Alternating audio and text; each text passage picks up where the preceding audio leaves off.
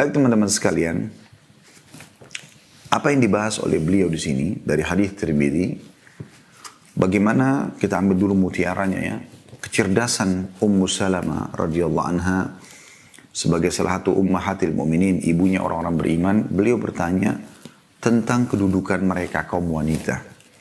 Ya, kedudukan kaum wanita, maka turunlah firman Allah Subhanahu wa taala. Di sini tidak disebutkan tadi Al-Imran ayat berapa, tapi saya akan sebutkan ke Bapak Ibu Al-Imran 195 yang insya Allah nanti kita akan buka ayatnya dan kita akan baca. Ya, kita akan baca di sini. Tapi ini kecerdasan beliau dalam bertanya. Saya ingin menguatkan ini mirip dengan dulu ada hadis yang diriwayatkan oleh Al-Hakim. Ada dulu seorang wanita, tapi di dalam riwayat ini tidak disebutkan namanya, yang bertanya kepada baginda Nabi SAW, dan dia berkata pada saat selesai sholat dari Safwan itu, dia mengatakan, ya Rasulullah, aku adalah perwakilan seluruh wanita di kota Madinah. Bahkan saya pribadi melihat setelah baca panjang lebar riwayat ini, sebenarnya beliau adalah perwakilan seluruh wanita muslimah di muka bumi ini. Ya, cuma pada saat itu lingkupnya dia berbicara tentang kota Madinah saja. Dia mengatakan, saya ingin bertanya, apa boleh? Kata Nabi SAW, silahkan. Kemudian dia pun berkata, ya Rasulullah, kalian kaum laki-laki sholat berjamaah.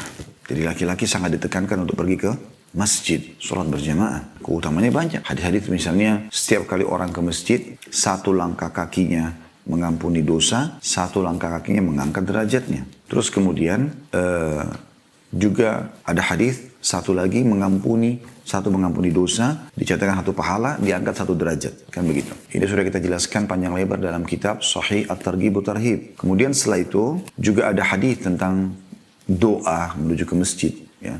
Ini juga sudah kita bedah di kumpulan doa di hari Senin sore ya, tentang masalah doa menuju ke masjid. Minta cahaya dari seluruh sisi tubuh kita, sekitar kita gitu kan. Kemudian ada juga pahala masuk ke masjid dengan kaki kanan, ada doanya. Itu pahala juga. Keluar dari masjid juga ada pahalanya.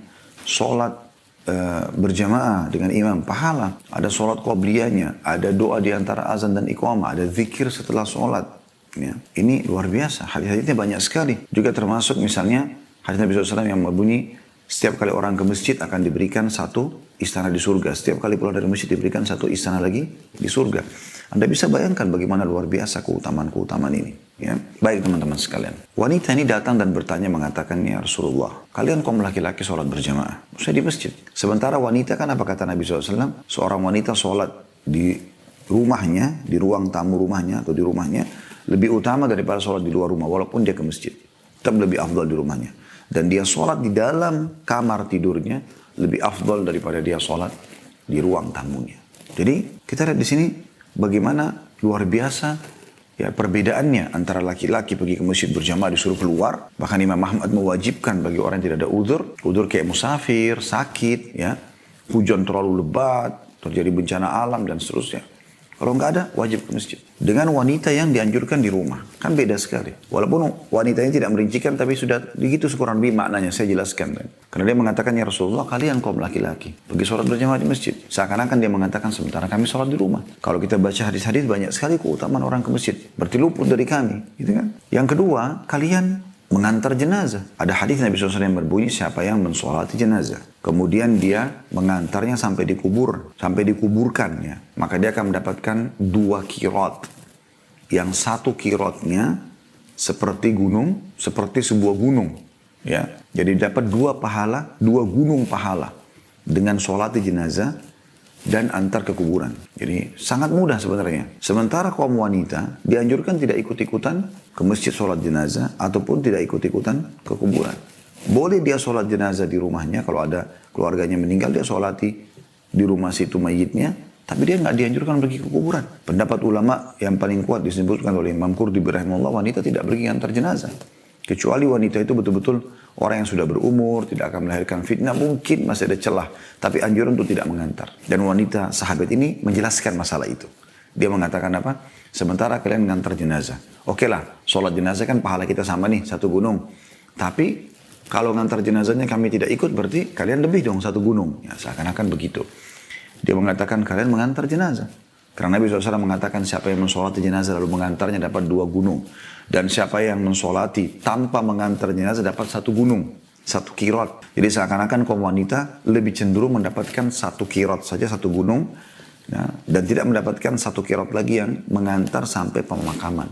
Jadi ada perbedaan nih. Yang ketiga, kalian mencari nafkah buat kami. Mencari nafkah buat kami. Mencari nafkah ini dalam sebuah hadis Bukhari disebutkan, siapa yang ikhlas mencari nafkah buat keluarganya seperti mujahid di jalan Allah. Wanita tidak ada kewajiban. Mereka tinggal terima hasil kerja dan pendapatan suaminya. Tentu kita harapkan yang halal ya, yang dianjurkan. Kemudian dia tinggal menikmatinya. Dia makan, dia minum, dia beli pakaian, dia nikmati sama anak-anaknya, ada naungan rumah, ya kan? Ada transportasi gitu-gitu. Nah sekarang tidak ada kewajiban wanita cari nafkah kecuali dalam keadaan darurat, memang betul-betul suaminya meninggal atau dia cerai, dia miskin sekali, dia butuh, itu lain. Tapi kalau enggak, ada kewajiban. Berarti ada lagi nilai pahala mencari nafkah yang bisa luput dari kaum wanita karena mereka tidak punya kewajiban, sementara laki-laki punya kewajiban. Apakah Anda sudah tahu teman-teman sekalian, kenapa laki-laki dalam warisan kalau ada orang tua atau seorang meninggal, laki-laki dapat 2, perempuan dapat 1. Kenapa perempuan dapat 1? Kenapa nggak dapat 2 sama dengan laki-laki? Allah berfirman, lidzakari mithlu hadzil unthayain. Laki-laki mendapatkan double dari warisan kaum wanita. Apa sebabnya? Kata ulama, karena kaum wanita selalu aman. Sebelum dia menikah, maka walinya atau ayahnya wajib menafkahinya. Bahkan diberikan pahala yang sangat besar ya, dalam membiayai anak perempuan. Walaupun anak laki-laki juga bisa. Nah ada kewajiban, tapi anak perempuan itu punya keutamaan sendiri dalam membiayai mereka. Maka itu punya kedudukan. Jadi di sini kita bisa lihat bagaimana mencari nafkah. Pahalanya besar. Sementara wanita tidak punya kewajiban. Dan wanita di sini, teman-teman sekalian, tidak ada kewajiban. Dia selalu aman sebelum menikah dibiayai oleh orang tuanya. Setelah menikah, dan tidak ada kewajiban dia bekerja di situ. Setelah menikah, dia dibiayai oleh suaminya. Bahkan diwajibkan bagi suami untuk membiayai hidup si perempuan ini. Gitu. Sementara laki-laki, kewajiban nafkah dari orang tua, dari ayah, itu adalah sampai balik. Setelah balik, hukumnya sudah sunnah. Bukan kewajiban orang tua lagi. Dan setelah dia mampu, dia punya kewajiban membalas kebaikan orang tuanya. Setelah menikah, dia harus membiayai istrinya sama anaknya. Makanya bagian warisannya 2. Seperti itu gambarannya. Jadi, ini yang ketiga. Yaitu, bagaimana seorang laki-laki bisa mencari nafkah sementara perempuan tidak. Jadi sudah 3 ya. Poin pertama tadi adalah, bagaimana para laki-laki sholat berjamaah di masjid, perempuan tidak. Yang kedua, bagaimana laki-laki mengantar jenazah, perempuan tidak. Kemudian yang ketiga, bagaimana laki-laki mencari nafkah sementara perempuan tidak. Dan yang keempat kata wanita ini, kalian berjihad di jalan Allah. Siapa yang tidak mengenal dan mengetahui tentang keutamaan jihad, keutamaannya sangat besar, luar biasa gitu. Sampai kata Nabi SAW, makbarrat qadama abdin sabila fatamassuhun nar. Hadis sahih sehingga saya riwayatkan Imam Muslim. Kata Nabi SAW, tidak ada 2 telapak kaki seseorang yang pergi berperang jihad, disentuh debu medan perang, kemudian disentuh oleh api neraka. Pahalanya besar sekali. Ya. Mereka hanya bisa, atau mereka akan membawa 1 dari 2 pada saat pergi berjihad asal mereka ikhlas. Yang pertama mati syahid dan masuk surga tanpa hisab, bisa menyelamatkan 70 keluarga segala macam, masuk bersama dia selama itu adalah orang-orang beriman. Kemudian yang kedua, dia bawa kemenangan. Kalau dia tidak terbunuh, dia bawa kemenangan. Jadi karena maka tidak ada istilah kalah bagi para mujahidin. Pahalanya besar sekali. Sampai pernah ada sahabat mengatakan, ya Rasulullah, ada nggak amal soleh yang kira-kira bisa menyamai pahala jihad? Kata Nabi SAW, saya tidak temukan. Saya tidak temukan. Walaupun masih ada lanjutan hadis, tapi kurang lebih seperti itu gambaran Nabi SAW. Nah, sementara wanita tidak punya kewajiban untuk jihad. Mereka dianjurkan untuk menjaga rumah, mendidik anak, ya. Lebih banyak kegiatannya di rumah. Maka wanita yang lalu mengatakan, sementara kami kaum wanita mengurus rumah kalian, mengurus anak-anak kalian, mengurus kebutuhan kalian dari pakaian, dari makanan, dan juga menjadi tempat syahwat kalian. Jadi kalau dia sudah kambuh syahwatnya, dia lampiaskan pada istrinya. Dia ada tempat syahwat, istrinya disuruh dandan, suruh layani. Jadi seperti ada perbuatan atau perintah yang berbeda gitu. Maka wanita ini bertanya dengan kecerdasannya mengatakan, ya Rasulullah, apakah pahala kami, kaum wanita maksudnya, dan pahala kalian sama?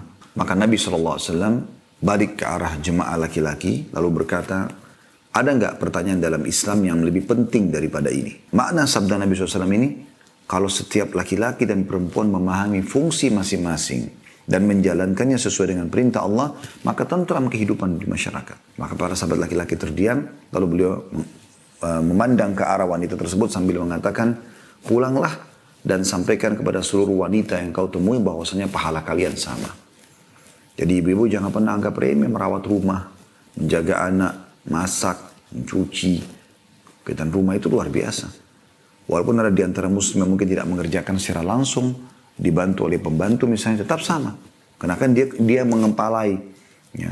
Dia yang memerintahkan, dia menganjurkan, dia yang mengatur segala macam. Itu juga termasuk dalam. Tapi tentu kalau seseorang mengerjakan langsung dengan tangannya, itu lebih besar pahalanya. Makanya Zainab radhiyallahu anha, istri Nabi SAW, ya, waktu Nabi SAW mau meninggal, beliau mengatakan kepada para istrinya semua dikumpulin, orang yang paling pertama menyusul aku di antara kalian adalah orang yang paling panjang tangannya di antara kalian.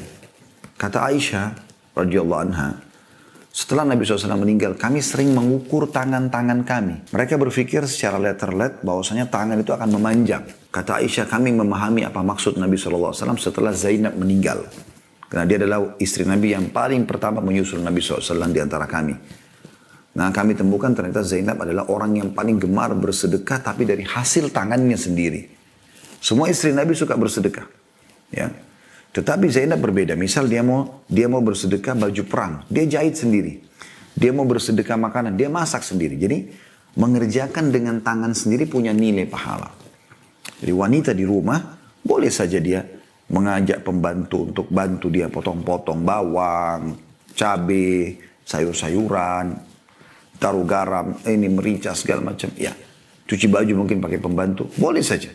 Tapi akan beda pahalanya dengan orang yang langsung mengerjakannya. Walaupun semua ada pahalanya di sisi Allah Subhanahu wa Ta'ala. Nah, hadis-hadis seperti ini teman-teman sekalian menggambarkan kepada kita memang ada perbedaan tugas di sebagian tugas antara laki-laki sama perempuan. Tidak semuanya sama. Ada juga yang sama, seperti sholat 5 waktu. Walaupun wanita juga punya masa haid yang kalau kita ambil standar internasional, hampir rata-rata semua wanita itu antara 6 sampai 7 hari. Ada yang kurang dari itu, ada yang lebih dari itu, tapi ini standarnya. Berarti kalau kita ambil sepekan dalam setiap bulan, artinya dalam 1 bulan ada 1/4 yang wanita tidak sholat. Selama dia belum manufos, ya. Atau sudah, yang kita bahasakan sudah balik. Antara kita bicara sudah balik, mulai ada hukum taklif, beban hukum dalam syariat. Sampai dia manufos ini kan sudah nggak keluar lagi darah haid, maka dia wajib sholat terus seperti laki-laki.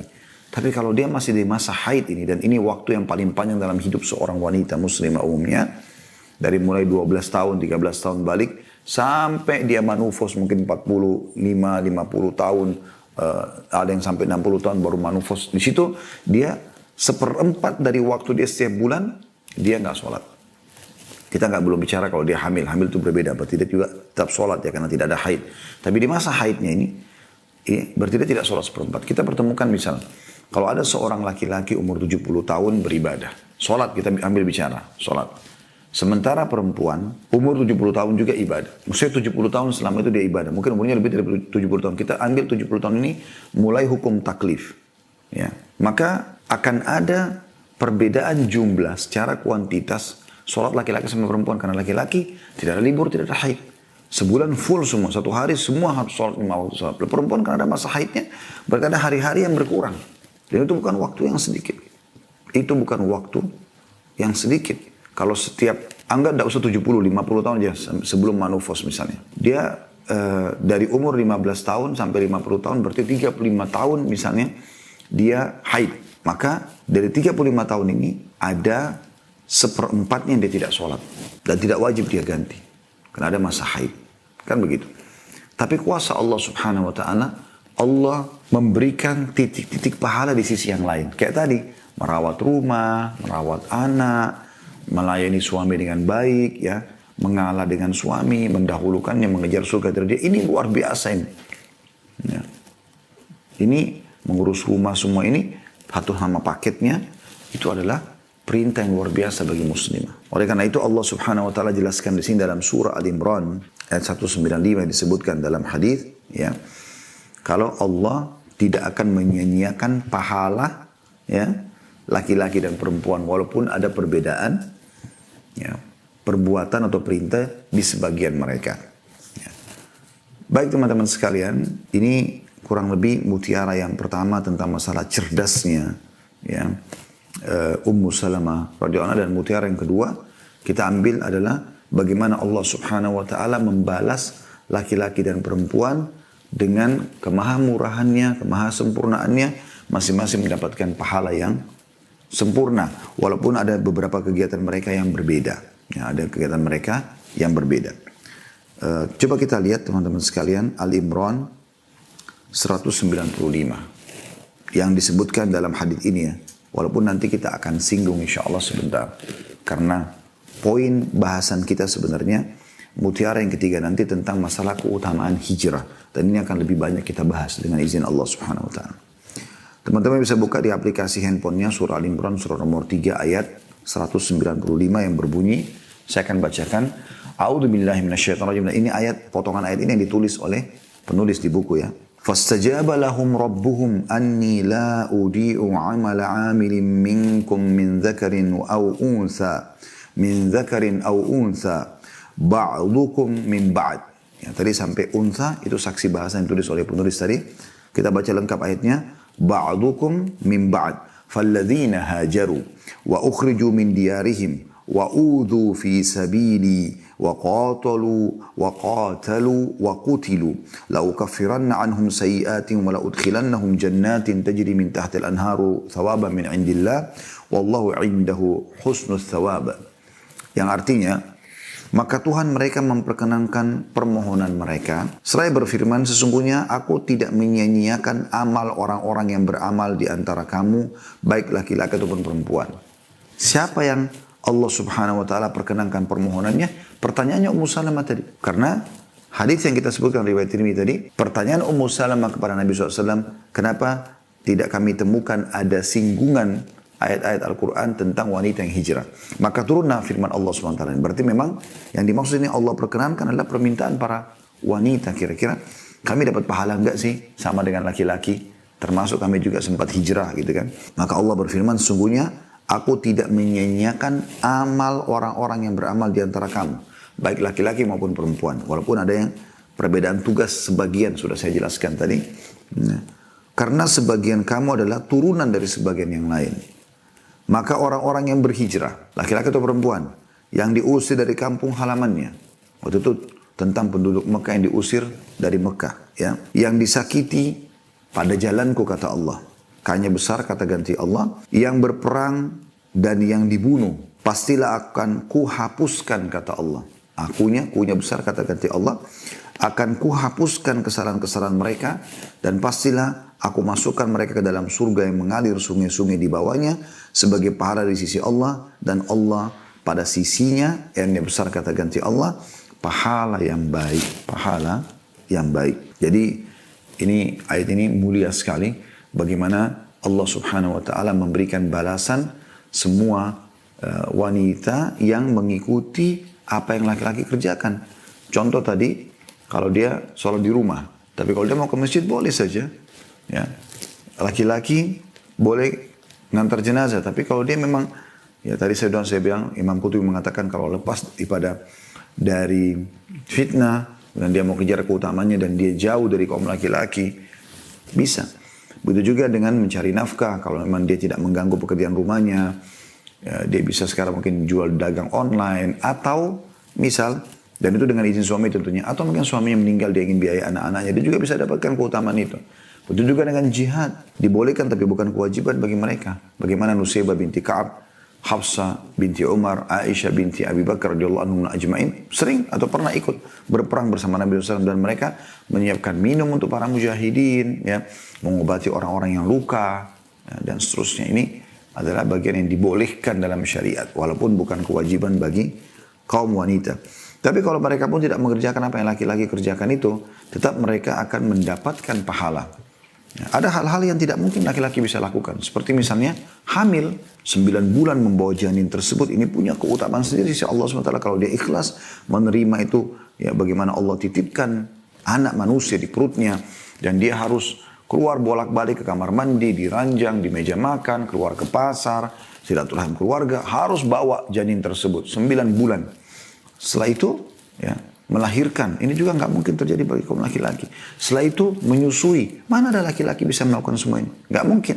Allah subhanahu wa ta'ala turunkan ya, atau berikan pahala untuk mereka yang sangat besar di situ. Bagaimana si janin ini selama dia tumbuh besar, si ibu juga akan panen pahala. Dan Allah menyuruh agar semua anak lebih mendahulukan ibunya dalam hal khidmah, pelayanan daripada ayahnya. Ya. Makanya sahabat mengatakan, ya Rasulullah, siapa orang yang paling layak aku layani? Ya. Kata Nabi SAW, ibumu. Siapa lagi Rasulullah? Ibumu. Siapa lagi Rasulullah? Ibumu. Dan siapa lagi Rasulullah? Ayahmu. Walaupun hadits ini bukan berarti mutlak semuanya ibu didahulukan.